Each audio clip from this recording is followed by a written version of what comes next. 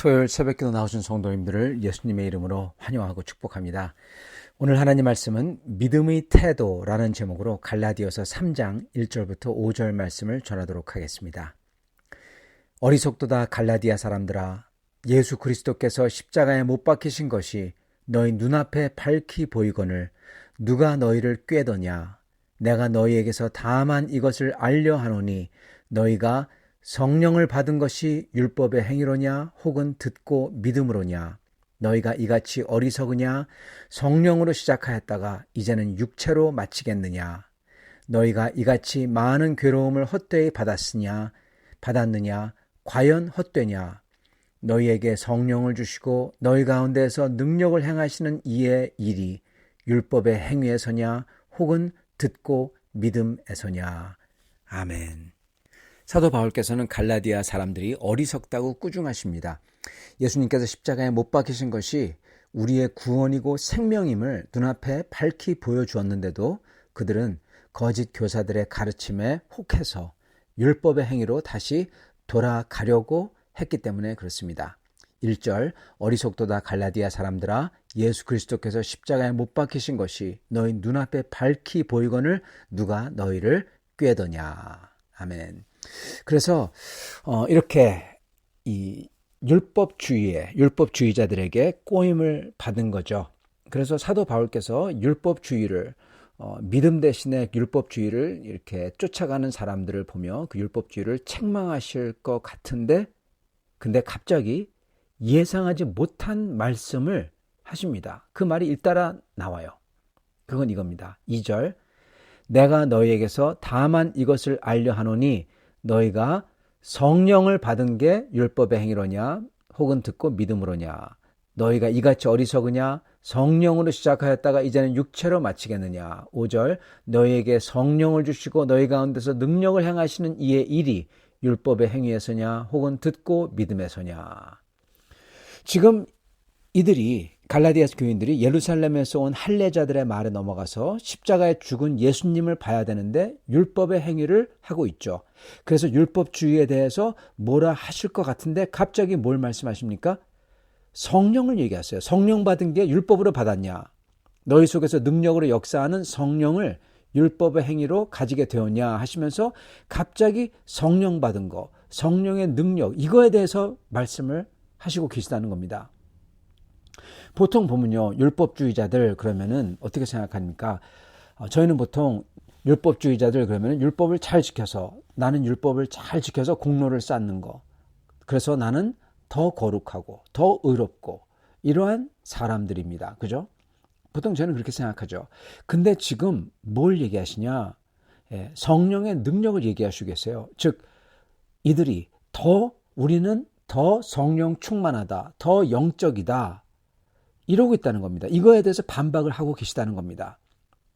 즉 이거로서 추론할 수 있는 것은 소위 할례자들이라는 사람들, 그리고 그들을 따랐던 갈라디아 교인들은 율법과 할례, 유대인의 규례, 이거를 지켜야만 구원을 받을 뿐만 아니라 성령의 능력, 성령의 은사 받는다는 겁니다. 고로 더 영적인 사람이 된다는 거였다는 겁니다. 우리에게는 율법 지키는 것하고 성령의 은사 받는 것하고는 전혀 개별의 문제, 다른 것 같이 저희는 생각합니다. 오히려 완전히 반대라고 생각하죠. 근데 이 사람들은 이 둘을 같이 엮었던 거예요, 여러분. 즉 이들은 예수님의 십자가의 대속에 자신들의 율법 지킴으로 인해서 구원받고, 그렇게 해야 거룩해지고 능력받고 영적인 사람이 된다고 주장했던 듯 한 것입니다. 예수님의 십자가 대속뿐만 아니라 이 율법을 지킴으로써 구원뿐만 아니라 거룩과 영적 능력과 은사 다 받는다는 거예요. 어제 봤듯이 은사주의 그리고 율법주의, 이러한 은사주의와 율법주의 완전히 서로 극과 극, 완전히 상극이죠. 어떻게 보면 다르죠. 근데 이들의 주장이 여러분 어제 봤듯이 똑같다는 겁니다. 비록 다르지만 같은 효과를 발휘해요. 오직 십자가의 은혜를 떠나는 순간 반드시 뭘 더하려고 합니다. 그 더하는 것을 보면서 사람들은 교만해지고 다른 사람들을 깔보고 정죄하고 그리고 교회를 나누죠. 그래서 어떻게 보면 이 둘은 은사주의와 율법주의는 완전히 다르지만 이 둘 다 똑같은 역학, 똑같은 결과, 똑같은 방법으로 생기고 같은 결과를 낳는 겁니다. 그렇기 때문에 이 둘을 엮어서 하나로 주장하는 것은 당연한 수순인 겁니다. 생각해 보십시오. 이 둘을 자기는 성령의 은사가 충만하고 그리고 율법도 잘 지켜서 거룩해요. 거룩과 능력 둘 다 가졌어요. 여러분, 그런 사람들의 모습은 어떤 모습일까요? 이거는요, 정말 궁극의 교만이 만들어지는 겁니다, 여러분. 예. 궁극의 교만이에요. 보통 사람들은 자기가 성령의 은사가 있다고, 신비한 체험을 했다고, 뭘 본다고 막 그러면서 교만해지죠. 또한 유대인들은 자기들은 율법을 철저히 지켰다고, 너희들은 이런 것도 안 지킨다고 그러면서 교만해지죠. 근데 이 두 개를 다 가진다는 겁니다, 여러분. 예. 다른 사람들보다도 더 거룩하고 더 영적이고 더 신비한 능력 있는 사람, 예. 이런 사람이 만들어지는 겁니다. 이건 예수님 바로 그 다음이에요, 여러분. 실례합니다만. 예. 사도 바울, 사도 베드로 저리 가랍니다. 이거는 바리새인과 은사주의자들을 합쳐놓은 겁니다.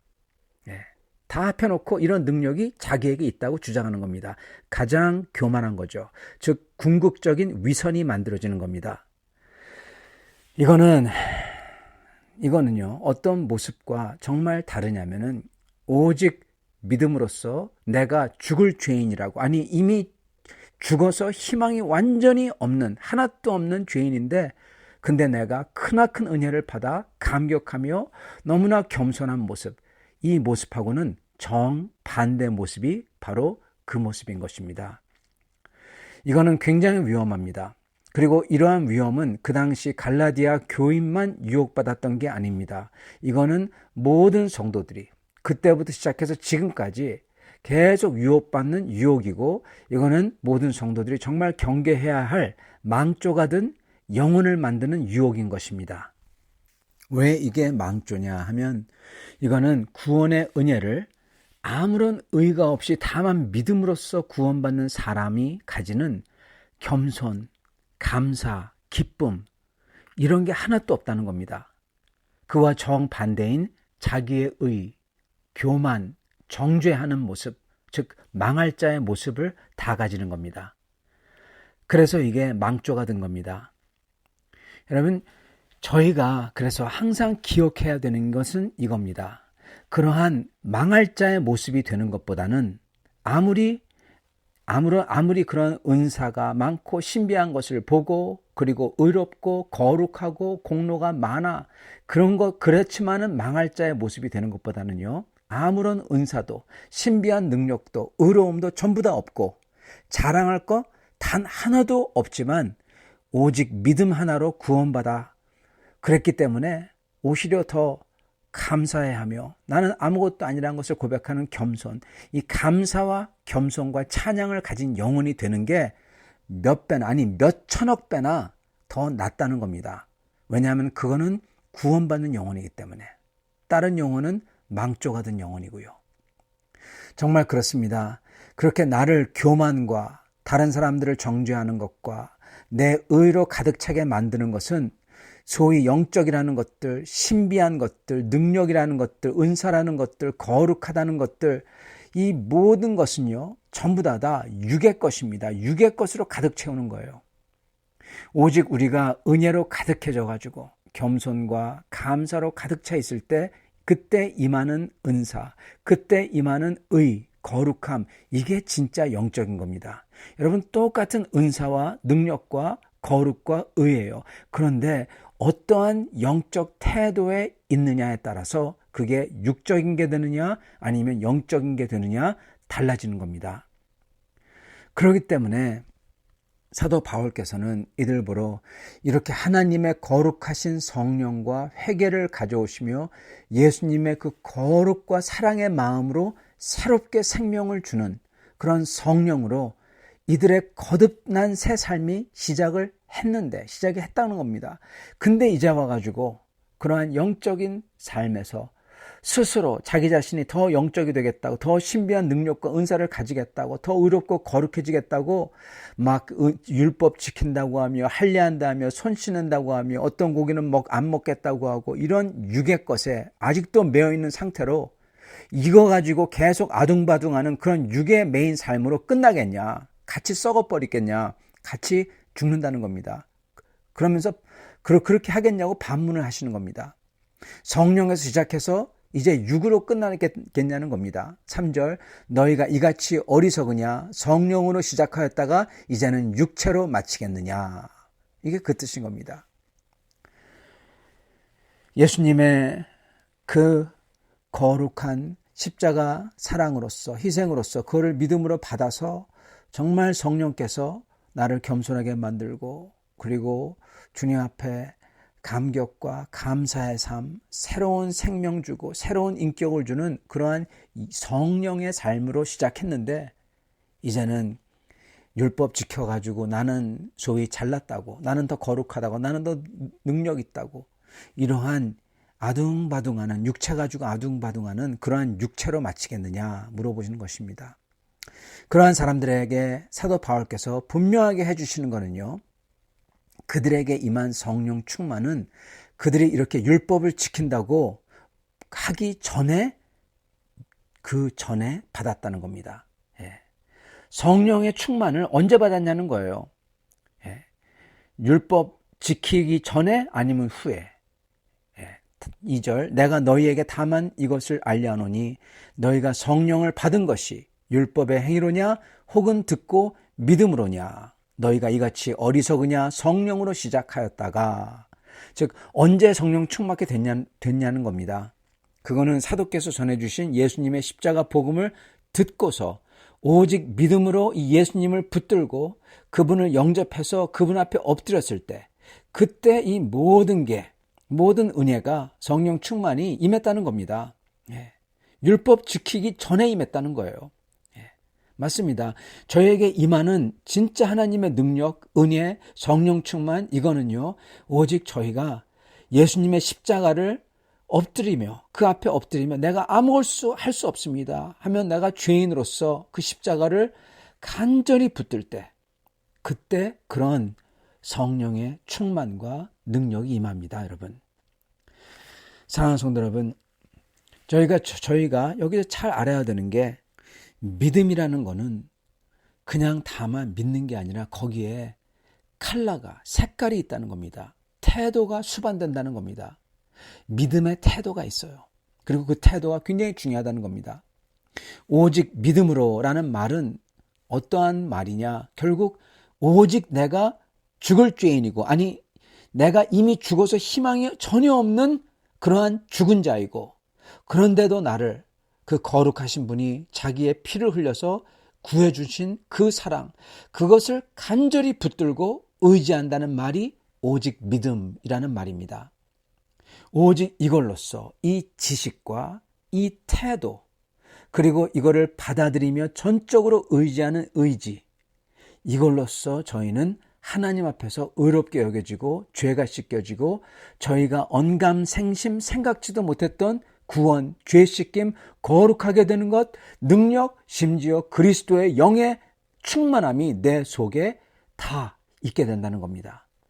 그래서 거룩한 삶을 살게 되는 거예요. 내가 하려고 해가지고 거룩한 삶을 사는 게 아니라 믿음으로써, 그 믿음에는 지식이 있고 의지함이 있는데, 그 믿음에는 또한 태도가 있다는 겁니다.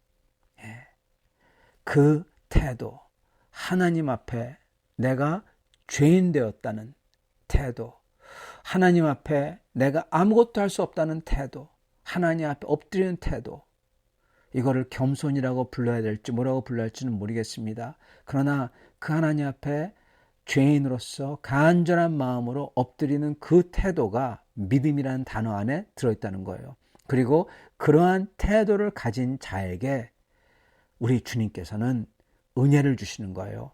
다 해주시는 거예요. 여러분, 다 해주시는 거예요. 구원해 주시고 거룩하게 해주시고, 그리고 그러한 나에게 능력을 주시는 겁니다. 하나님이 다 해주시는 겁니다. 내가 하려고 하는 게 아니라. 율법을 지키는 거, 이거 전부 다 못해요. 율법을 지킨다고 어떻게 내 속에 거룩이 생기고 하나님 앞에 그 성령의 충만함이 생기고 그게 생깁니까? 저희는 다만 믿음에 특히 그러한 태도로서 망한 죄인으로서 주님을 전적으로 의지하는 그러한 겸손하며 간절한 태도가 그 믿음이란 단어에 포함되어 있다는 것을 기억해야 된다는 것입니다. 그러한 칼라의 믿음을 가질 때, 그러한 믿음의 자세와 태도를 가질 때 저희는 주님께서 겸손한 자에게 주시고자 하는 은혜를 다 받을 수 있는 거고요. 그럼으로써 모든 이들이 그토록 율법과 다른 편법으로 막 가지려고 하는 성령의 신비한 능력, 은사, 의로움, 거룩함, 이거를 저희가 저절로 다 받게 되는 겁니다. 이것을 이렇게 다 받으시는, 그래서 충만해지시는 그러한 주님이 원하시는 믿음의 칼날을, 그 겸손의 칼날을 가지신 여러분들 다 되시기를 간절히 축원합니다. 같이 기도하겠습니다. 아버지 하나님, 감사와 찬양을 드립니다. 하나님께서는 참으로 의롭다고 하는 자들에게, 안다고 하는 자들에게, 그리고 봤다고 하는 자들에게, 들었다고 하는 자들에게, 하나님께서 그 교만한 자들에게 하나님의 은혜를 주시지 아니하시고 오직 나는 죽을 수밖에 없는 죄인이라고 고백하며 나는 이미 죽었고 아무런 희망 하나도 없는데 그런 나를 구덩이에서 끄집어 주셨다고, 마치 시편 40편에 나오는 것처럼 그렇게 구덩이 속에서 주님께 간구하고 부르짖었을 때 그 주님께서 내 기도를 들으사 그 말할 수 없는 구덩이에서 끌어내 주셨다고 고백하는 그러한 사람의 태도처럼 주님을 간절히 구하며 간절히 붙들며 주님을 믿는 그러한 사람들에게 우리 주님께서는 그 모든 은혜와 능력을 주신다고 하시니 주님 감사합니다. 주여, 주님께서는 이 땅에 걸으실 때 바리새인들과 사두개인들을 멀리하시고 그러나 주님 앞에 나와 간절히 아무 소망 없이 간절히 주님을 붙들었던 그 혈루증 있던 여인처럼, 그 문둥병자들처럼, 그리고 눈먼 소경처럼, 바디메오처럼 그러한 사람들을 주님께서 치유해 주시며 그들을 주님께서 기쁘게 여기셨던 것을 기억합니다. 주여, 저희도 그러한 믿음을, 그러한 태도의 믿음을, 그러한 믿음의 칼날을 가진 성도를 다 되게 도와주시고 그러한 성도들마다 주님께서 저의 속에 주님의 말할 수 없는 은혜와 신비한 능력과 영의 충만함으로써 가득가득 채워주시옵소서. 그리하여 모든 사람들 앞에서 내가 하려고 하는 게 아니라 하나님께서 이렇게 해주셨다고, 하나님께서 이렇게 나를 주님의 뜻으로 가게 만드신다고 고백하는 저희를 다 될 수 있도록 축복하여 주시옵소서. 예수 그리스도 받들어 기도드리옵나이다. 아멘.